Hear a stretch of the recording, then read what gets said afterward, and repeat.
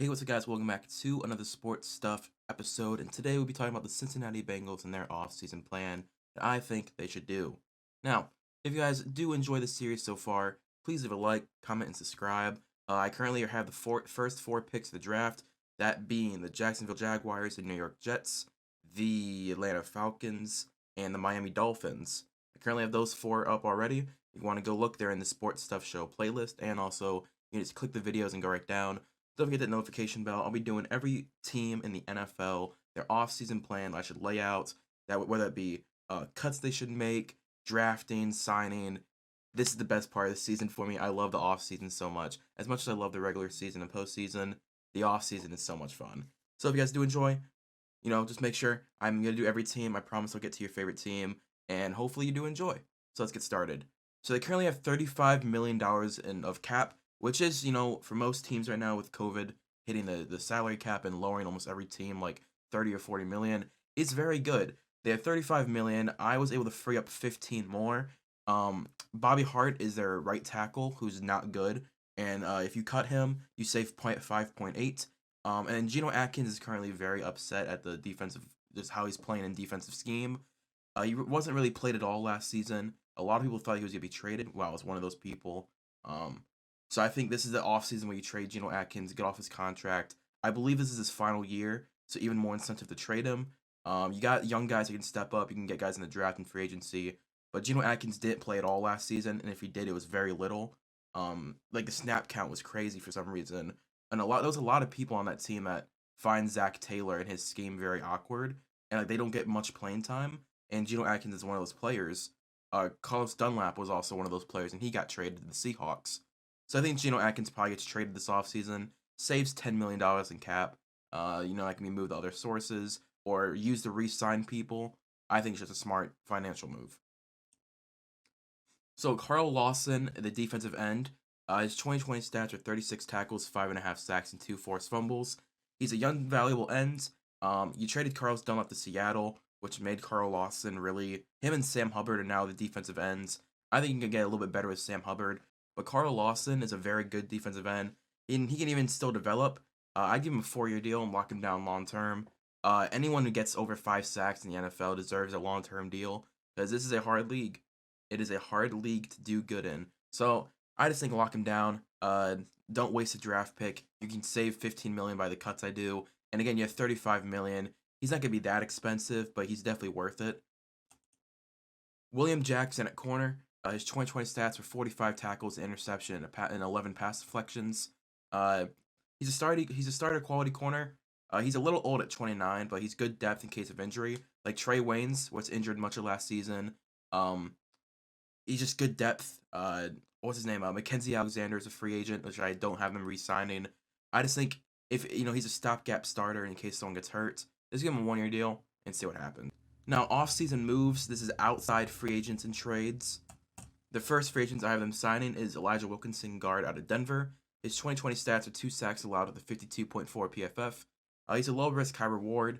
He's not getting too many starting job offers, and just because of that, he might sign because if you're in the NFL, you want to start, you want to play as much as you can, and with this underdeveloped and just lackluster in talent offensive line, he has a very good chance of starting day one, and I think that's intriguing to anybody in the NFL, but especially a young a young offensive lineman who still has much to prove.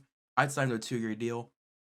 Even if he doesn't become your starter, he'd still be a very valuable backup who can, play a little bit of tackle, but he can mostly play guard. I just think it's a good idea. Jermaine Illuminor, guard out of New England. His 2020 stats were 3 sacks, 68 PFF. He had a decent year with New England. He could be a good value sign-in, and you might have to outbid the Pats to obtain him. Because I don't think he's gonna be like one of the hot free agents on the offensive line, but he's definitely a high caliber starter. I give him a 4-year deal.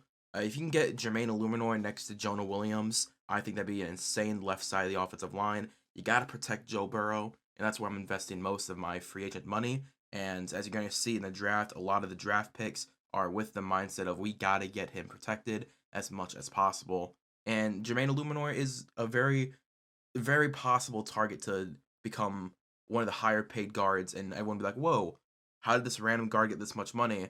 And he proves his worth in another team. Kyler Fackrell, outside linebacker with the New York Jets. His 2020 stats are 34 tackles, 7 TFLs, 10 QB hits, 4 sacks, an interception, a forced fumble, and 2 pass deflections. He had a very solid year in New York. They have very young linebackers. I can't remember any of their names right now, but like O'Shane Zimenez was his backup. I think they're going to try and go with the younger linebackers.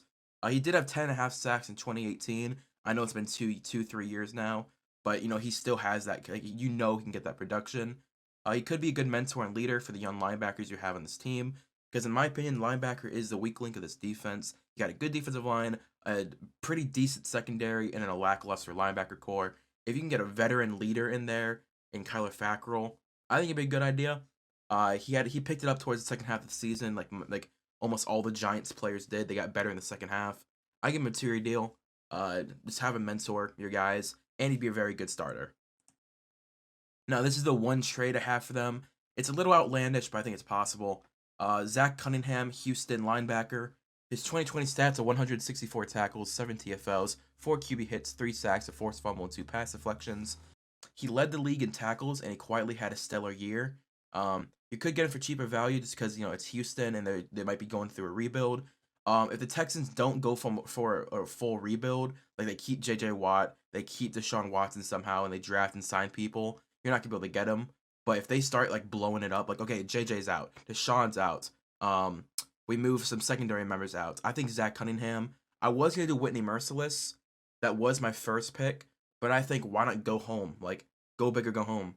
Try and get Zach Cunningham. I think a 2021 second and a 2022 fourth should do it.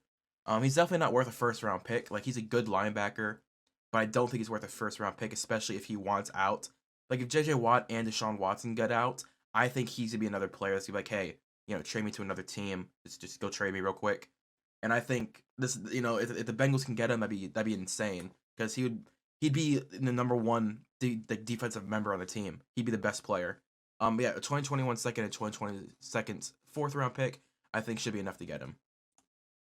Now here's my draft. I was hoping that Penei Sewell would fall. A lot of people are predicting like four quarterbacks to go in a row.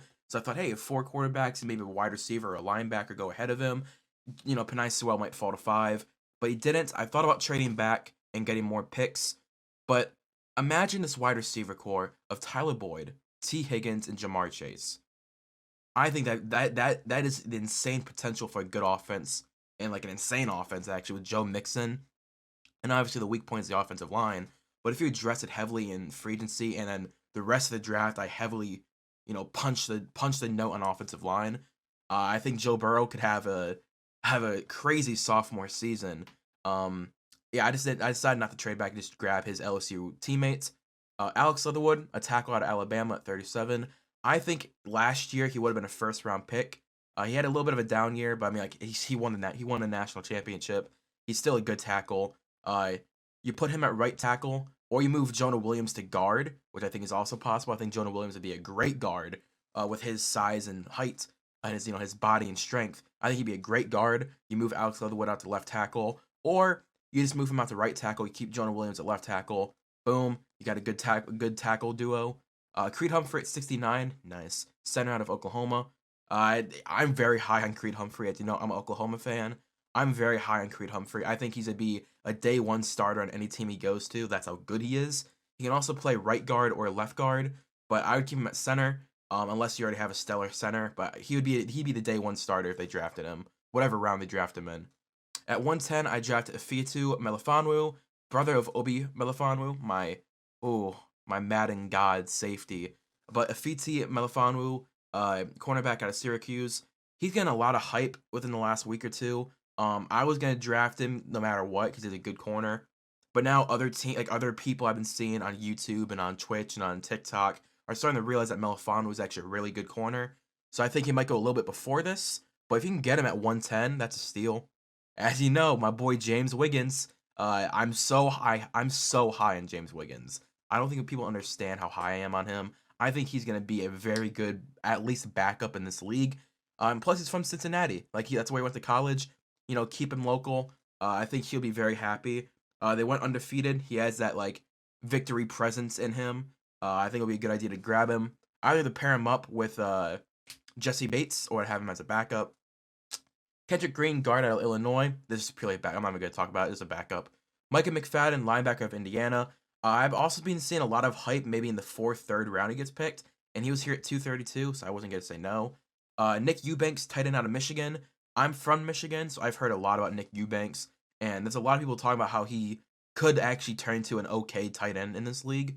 So I'm like, hey, might as well grab him as a flyer. Now here I actually traded back in the seventh round. 248. So the Bengals received 248 and the 22 overall pick, and the Colts received 234. So I actually traded back and got Nick Eubanks. And then again, I traded 252, and I traded 250 for the Rams 252 and their 23 seventh round pick, and I still got a defensive lineman. Again, he's a big presence. He's very big. Like he's like 300 pounds. That's the only reason I grabbed him to Daryl Slayton. But yeah, this is my draft. I got a B plus overall draft grade. I think it's pretty decent. I mean, towards the end of the rounds, it really was. I knew I was just drafting for depth, nothing else. But if you guys did enjoy, please leave a like, comment, and subscribe. Comment down below. Joe Burrow needs help. Joe Burrow needs help. Because he needs help at offensive line badly. And that's why I targeted it so heavily in free agency and draft. If you want to see more from me, I got my TikTok in the description. I've been posting funny videos and gaming clips down my TikTok, my Spotify where I post music, my Twitch where I stream every single day about 2 hours a day. Go follow it. I stream a lot of games. I have a lot of fun. I've been messing with the voice mod recently. But you guys do want to see more from me, go check out that in the description at the very bottom. All my links are down there. My Instagram, my Snapchat, I believe, is down there. Credits to it. I don't know. I'm not really using any music. But yeah, everything's just down there. Go check it out. Thanks for watching. I'll see you later. Like, comment, subscribe. Peace. Bye.